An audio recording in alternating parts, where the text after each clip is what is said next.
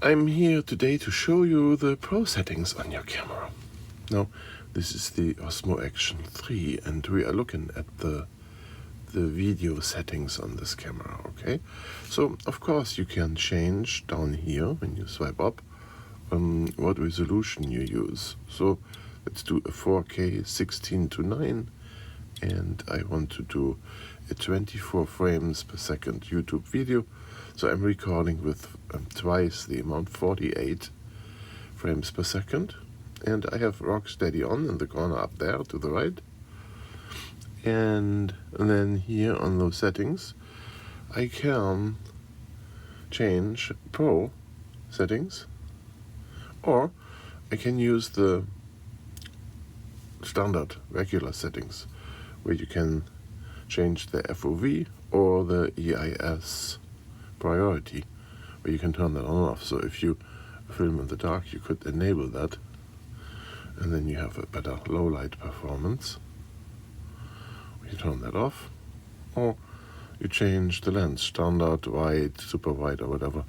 You can go here back and forth to change those things, okay? But if you want to go Pro, if you need to go to Pro, you would touch this grayed out Pro symbol there, then it becomes highlighted and now you're in the game for Pro stuff.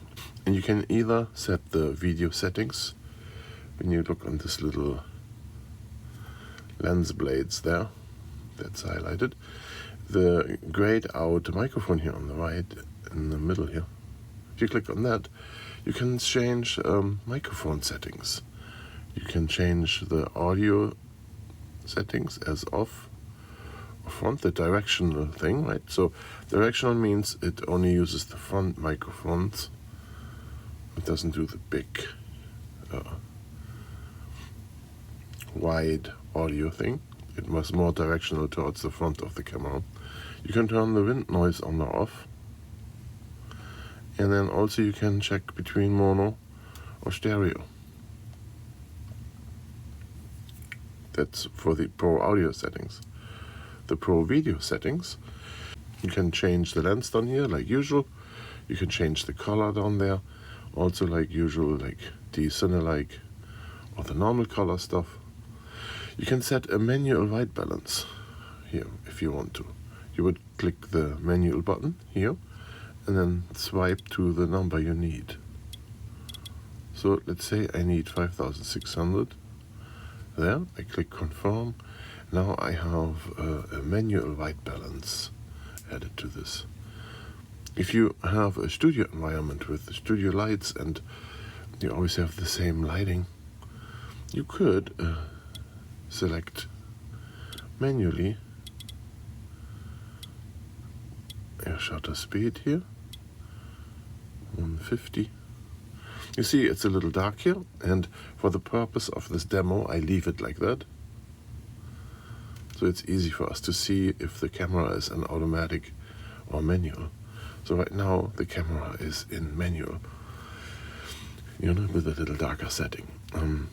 If I want to save this, I can scroll down, go to here the user settings, and I save it to the spot C2 by clicking on this. I need to confirm. And now my manual settings are in there as C2, custom setting 2. Okay, so if I ever need this again, I could select custom setting 2 to go back to this. Now let's change all the settings. For example, the manual exposure we leave, but we pull the ISO up super hard. Oh, this is like super bright setting. Now confirm there. Let's change the white balance to something weird. Is this good enough? Weird enough? So like this, confirm. Okay, and let's have the Cine-like on like that. Okay, so this is a completely different Pro setting. And let's do this too here and here. Let's go to 24 frames and 4K 4.3, so like that. So this is completely different from what we had there for the C2, the custom setting 2. If I would want to go now to my custom setting 2. We can do one more. No, we leave it like this. Okay. So if I want to go to custom setting 2, I would go in here next time and swipe around until I hit C2 here. There, C2. And you see, it goes back to what I saved earlier. Right.